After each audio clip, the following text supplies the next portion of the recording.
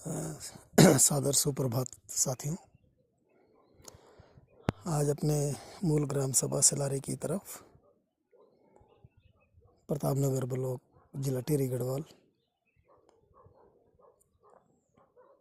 कोर्दी की तरफ आ रखा हूँ मॉर्निंग वॉक हेतु। ये सामने जोगत दिख रहा है, जोगत का मंदिर है।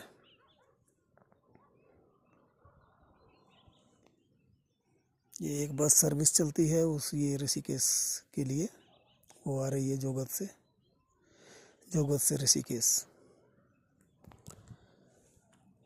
समस्याएं ये है कि ये सीढ़ी नुमा खेती ऐसा नहीं है। हमारे पितरों ने इसी खेती से हमारी परवरिश की।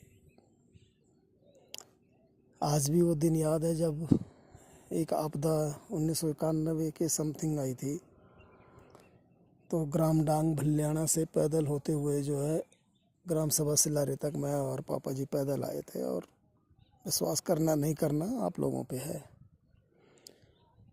तो लगभग 40 किलो तो पापा जी के पास सामान था और 25-30 किलो शायद मेरे पास था। इन विकट परिस्थितियों में भी यदि गढ़वाली आदमी अपना जीवन जी रहा है और हंस खेल के जी रहा है तो बहुत बड़ी बात है, क्योंकि प्रकृति की गोद में आर्थिक संसाधनों की कमी के अलावा शायद सब कुछ है हम लोगों के पास। और आर्थिक संसाधनों की कमी इस रूप में है कि उसका जो है प्रॉपर यूटिलाइज नहीं कर पा रहे हैं। और यूटिलाइज करेगा कौन? वो जो कि इस राष्ट्र के धुरंधर हैं। अब वो धुरंधर किस रूप में है ये तो मुझ जैसे आम नागरिक से और आप जैसे आम नागरिक से बेहतर वही जानते हैं, जो कि धुरंधर हैं, जिनको हम नेता लोग भी कह सकते हैं। चाहे तो बहुत कुछ हो सकता है इस पहाड़ का विकास, बहुत कुछ। उनके पास योजनाएं नहीं हो, अगर ये जो 70-80% नेता लोग हैं यदि कमीशन खोरी की मानसिकता से ऊपर उठ के सोचना शुरू करें तो हमसे तो तेज तरार दिमाग है उनके पास, इसमें तो कोई संदेह हो ही नहीं सकता है ना। क्योंकि यदि ऐसे भोले भाले सीधे सच्चे इंसानों को, जो इन कठोर, देख सकते हैं आप कितने मजबूत पत्थर है, इन पहाड़ों के बीच में रहने वाले इंसानों को प्रलोभन दे देकर सत्ता में पहुंच सकते हैं, तो दिमाग की कमी तो नहीं कह सकते हैं। बहुत तेज हैं लोग भाई। उन सभी से 100% नेताओं को, वो मेरे घर का हो, आपके घर का हो,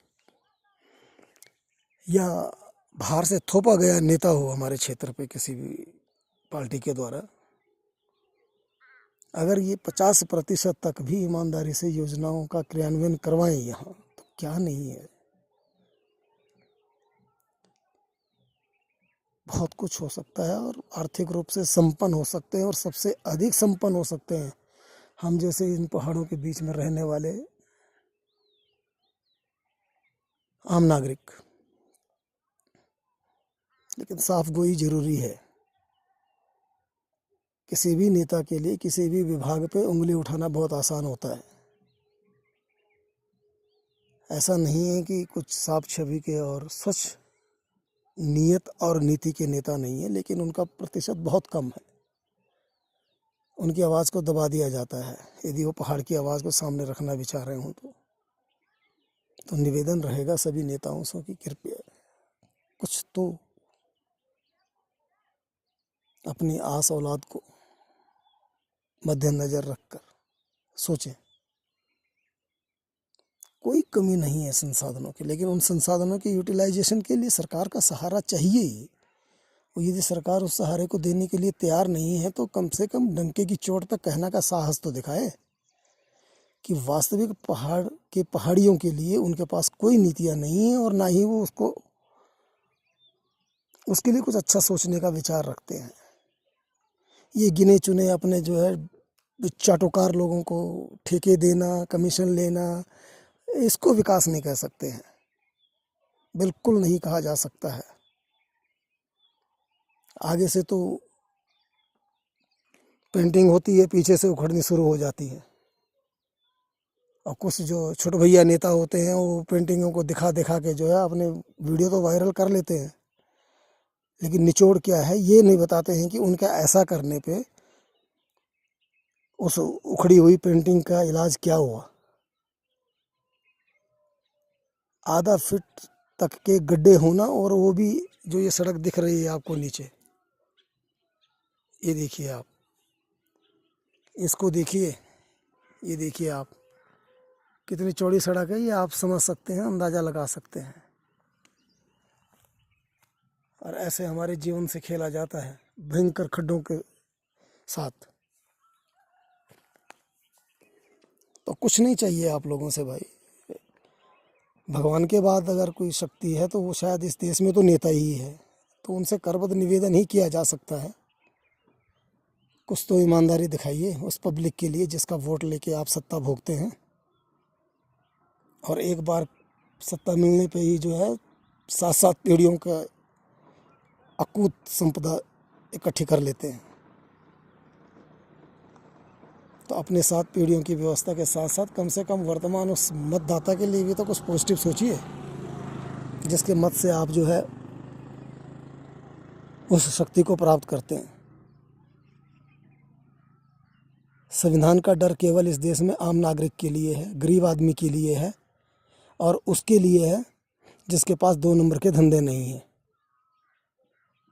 माफ़ी चाहूँगा, माफ़ी इसलिए नहीं कि आपसे डरता हूँ, नहीं, माफ़ी इसलिए कि कटु सत्य बोलने पे जो है ना, उसी संविधान ने आपको बहुत से रास्ते दे रखे हैं कि कैसे किसको तोड़ा जा सकता है, कैसे किसी के मनोबल को कम किया जा सकता है।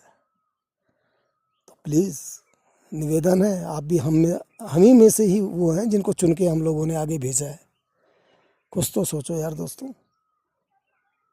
नेतागिरी अपनी जगह है भाई, इंसानियत के नाते कम से कम इस पहाड़ के आम नागरिक के प्रति कुछ सोचिए।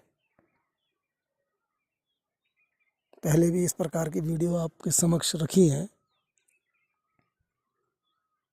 आपके साथ कोई किसी भी नेता के साथ, छोटे भैया से लेके बड़े भैया तक के लिए, किसी के भी नेता के लिए कोई व्यक्तिगत द्वेष नहीं है। द्वेष मात्र इतना है कि आपको जो करना है करो, 7 पीढ़ी 70 पीढ़ी कुछ भी रखो अपने लिए, कमा के छोड़ दो अपनी औलादों के लिए, लेकिन कम से कम 50% जनता को वास्तविक रूप से तो कुछ सुविधाएं प्रदान करने की कृपा करें आप लोग। आप जो सब्सिडी देते हैं किस प्रकार से चौड़े होके जो है ये एहसास करवाते हैं कि आपने बहुत बड़ा एहसान पब्लिक पे किया है। क्या आपने अपनी माताजी और पिताजी के खाते से निकाल के पैसा दिया है, या अपनी पत्नी बहन बच्चे के खाते से वो पैसा निकाल के सब्सिडी के रूप में दिया है, या आर्थिक सहायता की है? आपकी मोरल ड्यूटी है वो।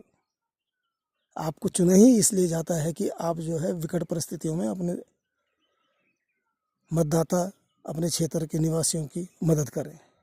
प्लीज़, उम्मीद करता हूँ कुछ साथियों को बुरा लगेगा, कुछ सम्मानित परिचित मेरे अपने को भी बुरा लगेगा, लेकिन इसमें कोई मतभेद वाली बात है ही नहीं ना। क्या सच सामने रखना और एक 2026 के भारत के उत्तराखंड राज्य में वो वास्तविक पहाड़ी क्षेत्र में क्या सुविधाएं मांगना क्या पाप है, सबसे बड़ा गुनाह है। आज भी 80 किलोमीटर जाना पड़ता है, मिनिमम 80 किलोमीटर अगर हड्डी टूट जाती है तो। और ये आज की स्थिति नहीं है, 2005 से इस बारे में लिखा हूँ, बोला हूँ। कल्पना कीजिए ना, कल्पना करके तो देखिए एक बार, कितना दर्द उठता होगा उस भुक्तभोगी पे। आशा करता हूँ भाषा को कटु रूप में ना लेते हुए आपके एक वास्तविक मतदाता, आपके एक आम नागरिक की आवाज़ मानते हुए इस पे विचार मंथन करिए। और कोटि कोटि नमन है उन अति अल्प प्रतिशत राजनेताओं को जो वास्तव में विकास करते हैं।